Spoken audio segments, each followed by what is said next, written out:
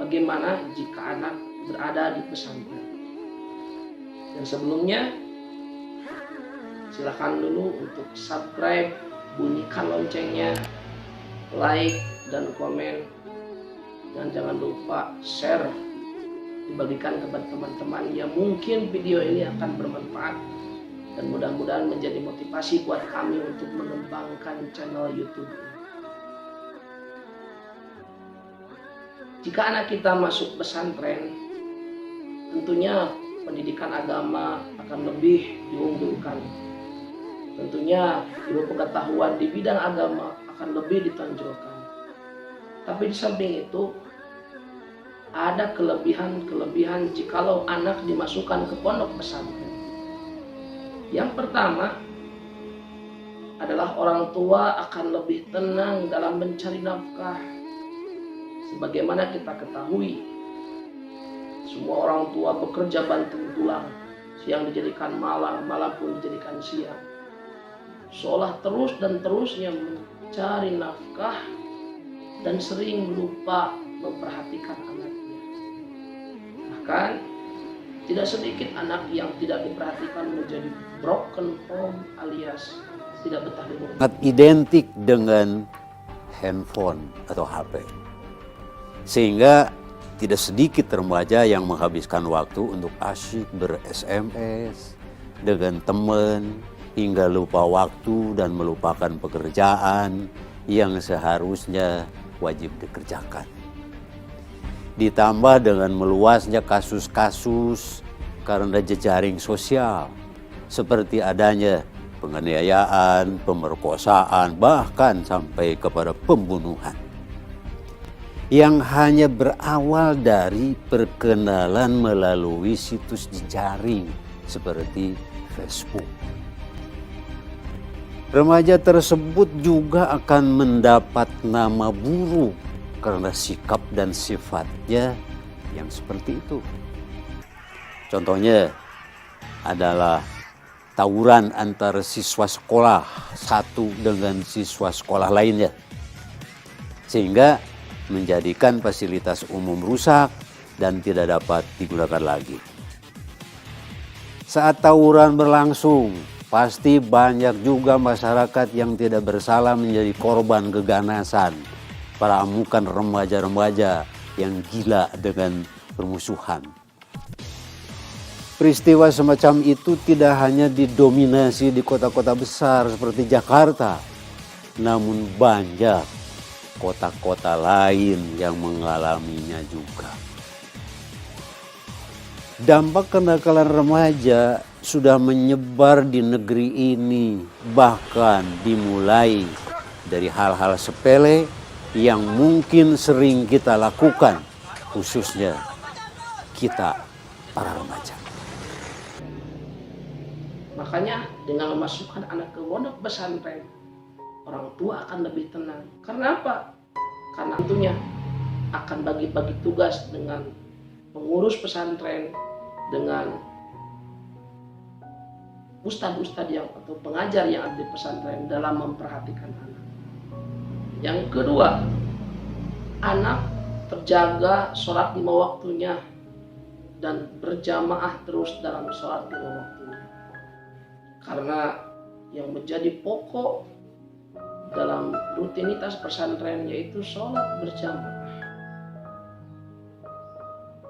Dan ketika terbiasa dalam sholat berjamaah 5 waktu, maka kebiasaan itu akan melekat menjadi karakter anak didik yang ada di pesantren. Yang ketiga, anak terbiasa membaca Al-Quran secara teratur.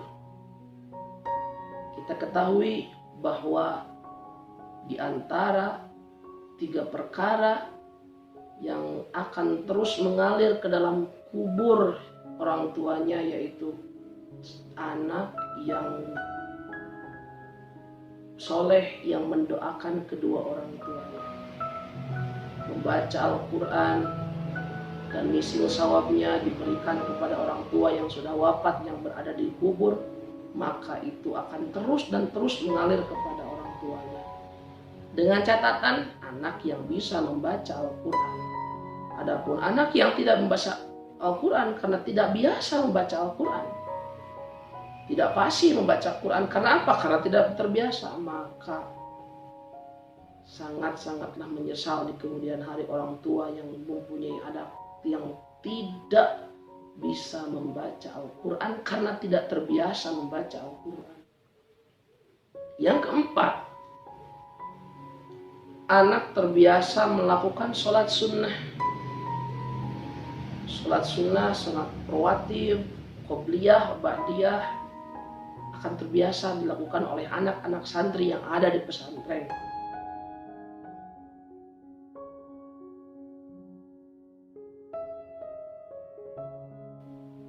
Lima, anak akan terbiasa melakukan puasa sunnah.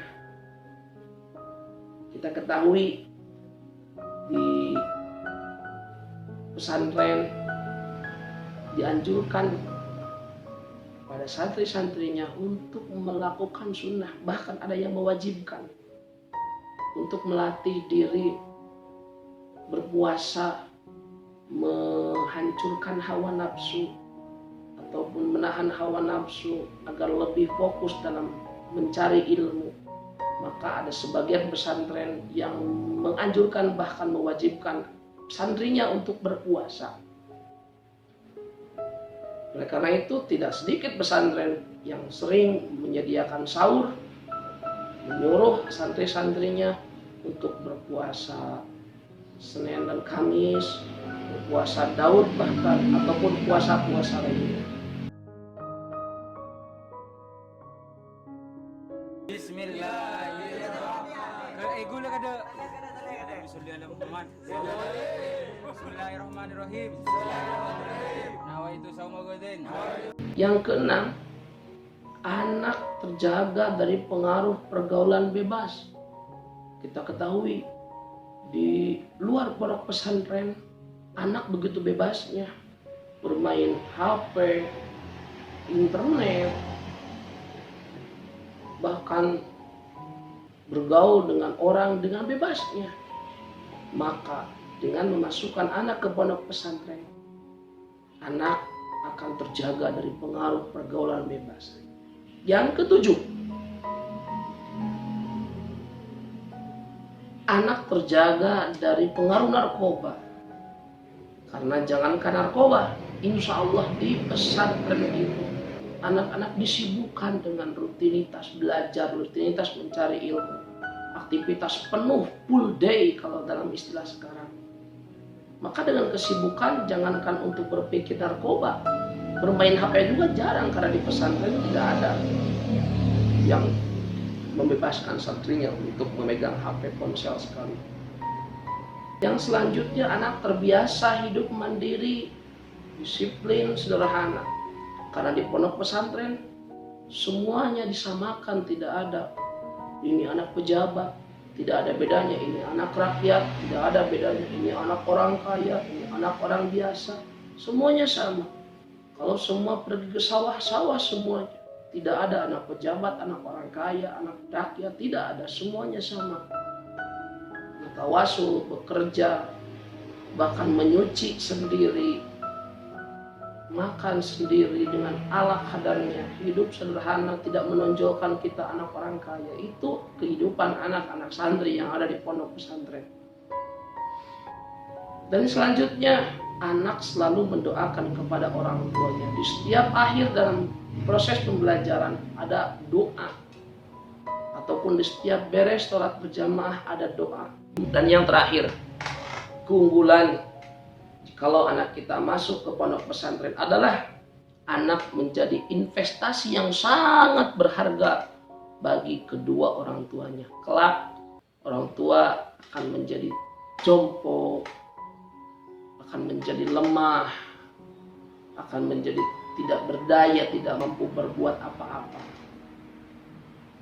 Maka di saat usia senja, hanya anak yang solehlah, anak yang memiliki akhlak yang tinggi, akhlak yang mulia, yang mau membantu, yang mau mendampingi orang tuanya.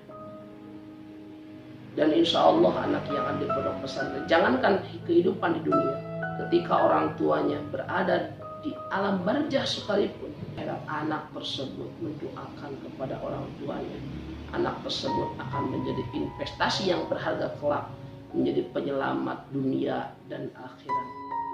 Mudah-mudahan anak kita semua jadikan anak-anak yang soleh, anak yang memiliki ilmu pengetahuan tinggi, baik itu ilmu pengetahuan umum dan terutama ilmu pengetahuan pesantren, ilmu pengetahuan agama.